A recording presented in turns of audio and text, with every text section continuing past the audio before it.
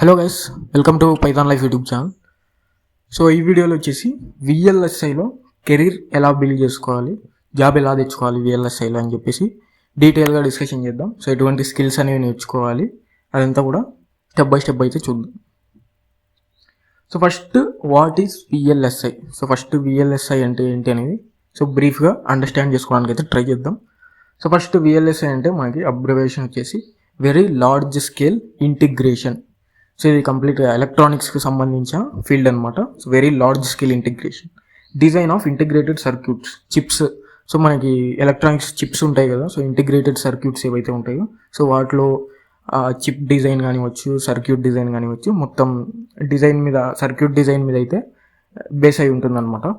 So used in processors, mobiles and electronics. So కంప్లీట్గా మనకి so electronics side అయితే base అయి ఉంటుంది విఎల్ఎస్ఐ. సో ప్రాసెసర్స్లో కానివచ్చు, సో ప్రాసెసర్స్లో చిప్ డిజైన్ కావచ్చు, మొబైల్స్లో, అదేవిధంగా ఎలక్ట్రానిక్స్లో సో ఈ విఎల్ఎస్ఐ అనేది యూజ్ చేస్తూ ఉంటారు. So core part of semiconductor industry. So మనకి సెమీ కండక్టర్ ఇండస్ట్రీ కూడా చాలా డిమాండింగ్ ఇండస్ట్రీ అనమాట. సో ఈ సెమీ కండక్టర్ ఇండస్ట్రీలో విఎల్ఎస్ఐ అనేది కోర్ పార్ట్ అనేది ప్లే చేస్తుంది అనమాట. సో స్టెప్ 1 ఏంటంటే బిల్డ్ స్ట్రాంగ్ ఫండమెంటల్స్. సో విఎల్ఎస్ఐలో స్ట్రాంగ్ ఫండమెంటల్స్ అనేవి బిల్డ్ చేసుకోవాలి. లైక్ డిజిటల్ ఎలక్ట్రానిక్స్ లాంటి సబ్జెక్ట్స్ కానివచ్చు, analog electronics, semiconductor basics కానివచ్చు, కంప్యూటర్ ఆర్కిటెక్చర్. సో ఇటువంటి సబ్జెక్ట్స్లో ఏంటంటే మనం స్ట్రాంగ్ ఫండమెంటల్స్ అనేవి బిల్డ్ చేసుకోవాలి. సో ఎందుకంటే స్ట్రాంగ్ ఫండమెంటల్స్ ఉన్నప్పుడు మనకు ఫర్దర్గా అడ్వాన్స్డ్గా వెళ్ళినప్పుడు సో ఆ ఫండమెంటల్స్ అనేవి అప్లై చేస్తూ సో అడ్వాన్స్డ్ కాన్సెప్ట్స్ కూడా మనం అయితే ఈజీగా అండర్స్టాండ్ చేసుకోవచ్చు అనమాట. సో లైక్ డిజిటల్ ఎలక్ట్రానిక్స్ కానివచ్చు, మనకి అనలాగ్ ఎలక్ట్రానిక్స్ కానివచ్చు, సెమీ కండక్టర్ బేసిక్స్ కానివచ్చు. సో ఈ సెమీ కండక్టర్ బేసిక్స్ అనేవి చాలా ఇంపార్టెంట్. సో ఎందుకంటే విఎల్ఎస్ఐ కంప్లీట్గా మనకి సెమీ కండక్టర్ మీద ఎక్కువ బేస్ అయి ఉంటుంది కాబట్టి so semi conductor basics. So అదేవిధంగా కంప్యూటర్ ఆర్కిటెక్చర్. సో ఇవన్నీ కూడా మనం బేసిక్ ఫండమెంటల్స్ అనేవి స్ట్రాంగ్గా బిల్డ్ చేసుకోవాలి. సో నెక్స్ట్ స్టెప్ 2 విషయానికి వస్తే so learn VLSI concepts. So ఎప్పుడైతే ఈ బేసిక్స్ అన్ని కవర్ చేసిన తర్వాత సో విఎల్ఎస్ఐ కాన్సెప్ట్స్ని నేర్చుకోవడానికి అయితే ట్రై చేయాలన్నమాట. సో మనకి మెయిన్గా విఎల్ఎస్ఐ కాన్సెప్ట్స్లో ఆర్టీఎల్ డిజైన్ అని చెప్పేసి ఉంటుంది. సో ఆర్టీఎల్ డిజైన్ నేర్చుకోవాలి. అదేవిధంగా వెరీలాగ్ విహెచ్డిఎల్ అని చెప్పేసి ఉంటుంది. సో అది కూడా నేర్చుకోవాలి. Next ASIC design flow, FPGA basics అని చెప్పేసి ఉంటాయి. సో ఇవన్నీ కూడా విఎల్ఎస్ఐకి సంబంధించిన కాన్సెప్ట్స్. సో ఆర్టీఎల్ డిజైన్ కానివచ్చు, వెరీలాగ్ కానివచ్చు, సో ఏఎస్ఐసి డిజైన్ ఫ్లో కానివచ్చు, ఎఫ్పిజిఏ బేసిక్స్ కానివచ్చు. సో ఇవన్నీ కూడా విఎల్ఎస్ఐకి సంబంధించిన కాన్సెప్ట్స్. సో ఎప్పుడైతే ఈ బేసిక్స్ అనేవి కవర్ చేసినాక సో ఫండమెంటల్స్ అనేవి స్ట్రాంగ్గా బిల్డ్ చేసుకున్న తర్వాత సో ఇటువంటి విఎల్ఎస్ఐ కాన్సెప్ట్స్ మీద అయితే ఫోకస్ చేసి సో వీటిని నేర్చుకోవడానికి అయితే ట్రై చేయాలన్నమాట. సో నెక్స్ట్ స్టెప్ 3కి వస్తే లర్న్ టూల్స్ అనమాట. సో విఎల్ఎస్ఐకి సంబంధించిన టూల్స్ ఏవైతే ఉంటాయో సో విఎల్ఎస్ఐ రిలేటెడ్ టూల్స్ కానివచ్చు, సో ఆ టూల్స్ మీద ఎక్కువ ఫోకస్ చేయాలన్నమాట. సో టూల్స్ మనకి అడ్వాన్స్డ్గా వర్క్ కల్చర్లో కూడా సో ఈ విఎల్ఎస్ఐ మీద వర్క్ చేస్తున్నప్పుడు కూడా సో ఇటువంటి టూల్స్ అనేవి ఎక్కువగా ఇన్వాల్వ్ అవుతాయి అన్నమాట. సో ఈ టూల్స్ మీద అయితే ఎక్కువ ఫోకస్ చేయాలి. సో మనకి కెడెన్స్ టూల్స్ అని చెప్పేసి ఉంటాయి, సినాప్సిస్ టూల్స్, అదేవిధంగా మోడల్ సిమ్ అని చెప్పేసి ఉంటుంది. నెక్స్ట్ వివాడో, సిలింక్స్ అని చెప్పేసి ఉంటాయి. సో ఇవన్నీ కూడా టూల్స్ అనేవి ఖచ్చితంగా నేర్చుకోవాలన్నమాట. సో టూల్స్ మీద ఎక్కువ ఫోకస్ చేయాలి. సో ఫండమెంటల్స్, అదేవిధంగా విఎల్ఎస్ఐ కాన్సెప్ట్స్ నేర్చుకున్న తర్వాత సో ఇటువంటి టూల్స్ ఏవైతే ఉన్నాయో మనకి కెడెన్స్ టూల్స్ కావచ్చు, సినాప్సిస్ టూల్స్, ఇలా ఇవన్నీ కూడా ఈ టూల్స్ అన్నీ కూడా ఇక్కడ ఏవైతే మెన్షన్ చేసామో సో ఇటువంటి టూల్స్ మీద ఎక్కువ ఫోకస్ చేసి సో మంచి నాలెడ్జ్ అయితే మెయింటైన్ చేయాలన్నమాట ఇటువంటి టూల్స్ మీద. సో నెక్స్ట్ స్టెప్ 4 వచ్చేవాటికి బిల్డ్ ప్రాజెక్ట్స్. సో మీకు నేర్చుకున్న స్కిల్స్ ఏవైతే ఉన్నాయో విఎల్ఎస్ఐలో సో వాటిని అప్లై చేస్తూ సో బేసిక్ ప్రాజెక్ట్స్ అనేవి ఏవైనా సో డిజైన్ చేస్తే అది మీకు అడ్వాంటేజ్ అవుతుంది అనమాట. సో ఫర్దర్గా రెజ్యూమ్లో పెట్టుకోవడానికి కానీ సో జాబ్స్ అప్లై చేసినప్పుడు కూడా ఈ ప్రాజెక్ట్స్ అనేవి షోకేస్ చేసుకోవచ్చు అనమాట. సో అలా ప్రాజెక్ట్స్ షోకేస్ చేసుకుంటే ఖచ్చితంగా మన ప్రొఫైల్ అనేది స్టాండ్ అవుట్ అవుతుంది.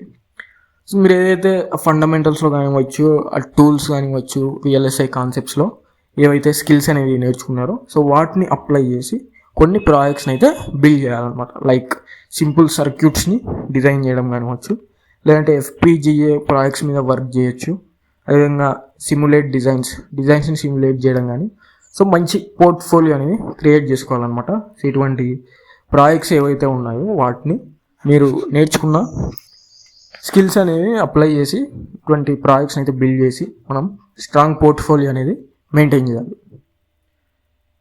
సో స్టెప్ 5 విషయానికి వస్తే job roles and salaries. So VLSI నేర్చుకుంటే ఫర్దర్గా మనకు ఎటువంటి జాబ్ రోల్స్ అనేవి ఉంటాయి, అదేవిధంగా శాలరీ రేంజెస్ ఎలా ఉంటాయని చెప్పేసి చూస్తే, సో ఫస్ట్ వచ్చేసి విఎల్ఎస్ఐ డిజైన్ ఇంజనీర్ అని చెప్పేసి ఉంటుంది role. So VLSI design engineer రోల్కి సో అప్రాక్సిమేట్గా 5 LPA టు 20 LPA వరకు అయితే ఉంటుంది.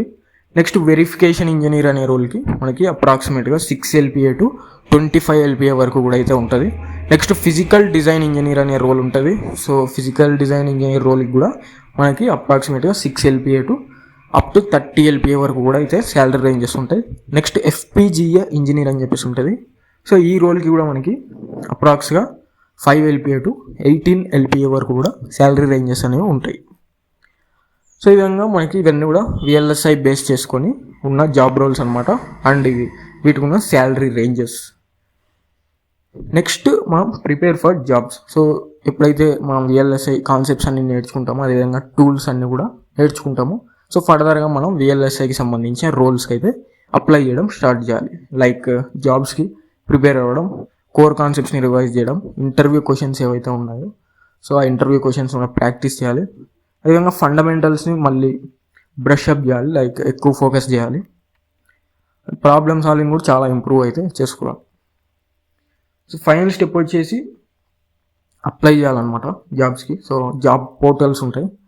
సో పోర్టల్స్లో ఈ రోల్స్కి సంబంధించిన ఓపెనింగ్స్ అనేవి వస్తుంటాయి. సో వాటిని ఫోకస్ చేస్తూ సో వాటిని అయితే అప్లై చేయడానికి ట్రై చేయాలి. సో ఎక్కువగా సెమీకండక్టర్ కంపెనీస్ని అయితే టార్గెట్ చేయాలి. సో సెమీకండక్టర్ కంపెనీస్లో ఎక్కువగా మనకి విఎల్ఎస్ఐ యూజ్ చేసే హై ఛాన్స్ ఉంటుంది కాబట్టి సో ఇటువంటి కంపెనీస్ని అయితే టార్గెట్ చేయాలి. నెక్స్ట్ వాకిన్స్ కానివచ్చు, రెఫరల్స్ కానివచ్చు ట్రై చేయాలి. సో కన్సిస్టెంట్గా అప్లై చేస్తే సో ఖచ్చితంగా ఇటువంటి జాబ్ రోల్స్ అయితే క్రాక్ చేయొచ్చు. Thank you. సో ఇక్కడ పైథాన్ లైఫ్ వెబ్సైట్ అందరికి తెలిసే ఉంటుంది కదా. సో మీరు ఏదైనా బ్రౌజర్కి వెళ్ళిపోయి pythonlife.in అని చెప్పేసి సెర్చ్ చేయండి. సో వాళ్ళ వెబ్సైట్ అయితే ఒకసారి విజిట్ చేస్తే సో మీకు ఇక్కడ స్క్రోల్ చేస్తే రికార్డెడ్ కోర్సెస్ ఇన్ తెలుగు అని చెప్పేసి కనపడుతుంది. సో ఇక్కడ full stack Python, Java programming, SQL, DevOps with AWS. So ఇవన్నీ కూడా తెలుగులో టీచింగ్ చేశారు. కంప్లీట్గా రికార్డెడ్ కోర్సెస్ అనమాట. సో ఇక్కడ డీటెయిల్స్ కూడా చూసుకోవచ్చు మీకు. సో ఇక్కడ full stack Python programming open చేస్తే ఇక్కడ కంప్లీట్గా టీచింగ్ లాంగ్వేజ్ వచ్చేసి తెలుగు ఉంటుంది.